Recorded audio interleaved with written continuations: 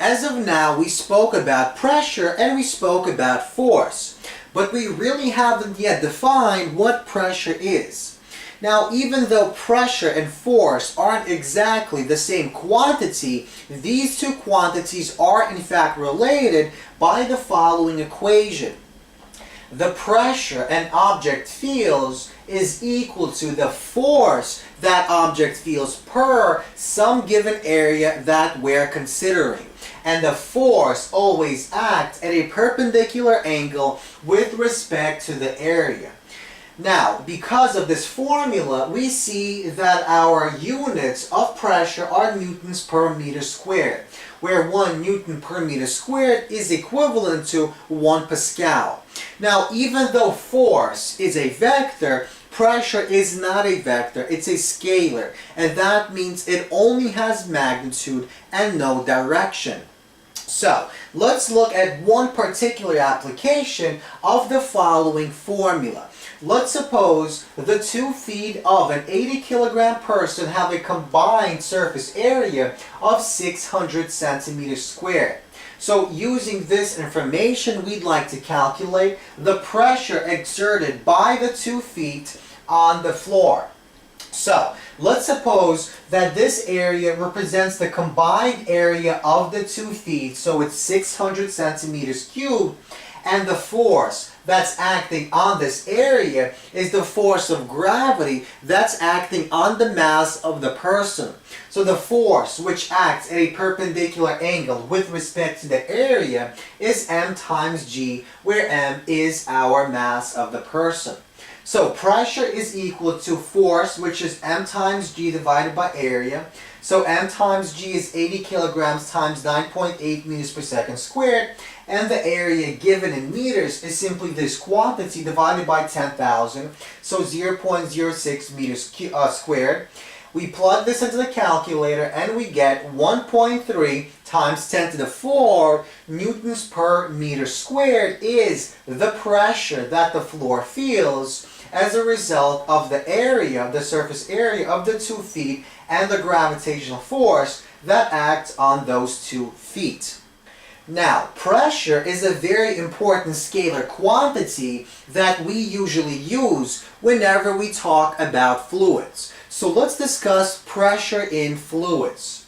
So for a fluid at rest, the force created by the fluid always acts perpendicular to the surface of any object that the fluid touches. For example, if we take the following cylindrical container and we place water, a fluid, into that cylindrical container and the water comes to rest, well, the water will create a force that will act at a perpendicular angle to the surface of that container, as shown by the following force. Once again, for a liquid or a fluid, such as a gas at rest, the force created by that fluid on the container acts at a perpendicular angle with respect to our container, with respect to the surface of that container.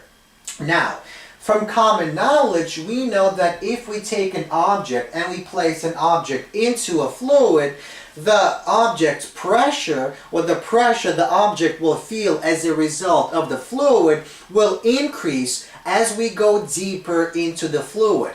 Now, we want to ask the following question. How exactly does pressure depend on the depth of a uniformly dense fluid?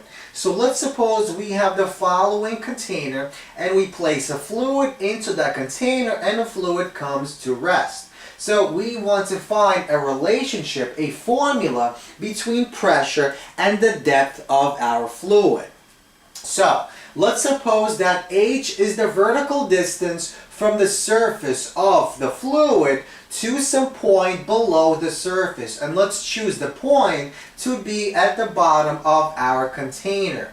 So we want to determine what the pressure an object would feel when that object is found at the bottom of our container, a vertical distance h from the surface of our fluid. So from this equation, we know that pressure is equal to force divided by area, where the force is simply m times g, where m is the mass of this entire fluid. Now, the mass of this entire fluid is given by taking the density of that fluid and multiplying by the volume that this fluid takes up. So we can replace mass with density multiplied by the volume, multiplied by the g, and this entire numerator is the force. So we divide this by the area. Now, what exactly is volume? Well, volume is equal to the surface area multiplied by the height.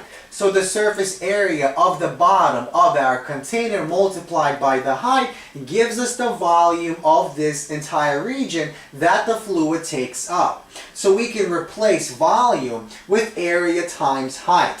And notice that area appears on the top in the numerator as well as in the denominator. And that means if we cancel the areas, we see that pressure is equal to the product of the density of the fluid, the gravitational constant g, and the height above the surface of the fluid. So the height that begins at the surface of the fluid and ends at the point that we're considering. So this is our relationship between the pressure and the height.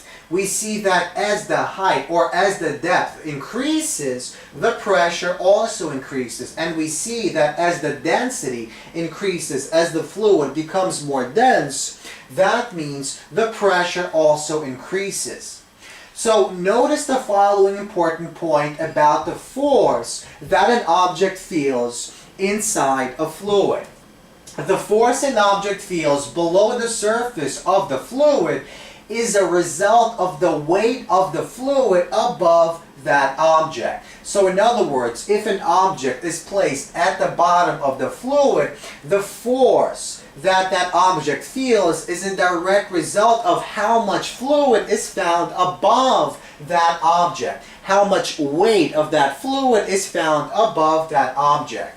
Now, let's look at the following example. Suppose the surface of water in a storage tank is 40 meters above a water faucet in a room of a nearby house. Find the pressure difference. So let's look at our diagram. Here we have our storage tank which contains water, and the distance from our top of the water to the faucet is 40 meters. So to calculate the pressure difference, we simply use this formula, where the pressure difference is equivalent to the density times g times the change in height. So we know the density of water at 4 degrees Celsius is 1,000 kilograms per meter cubed. We know the gravitational constant is 9.8 meters per second squared, and we know the change in h is 40 meters. So we plug these quantities in, we multiply them, and we get a change in pressure of 3.92 times 10 to the 5 newtons per meter squared.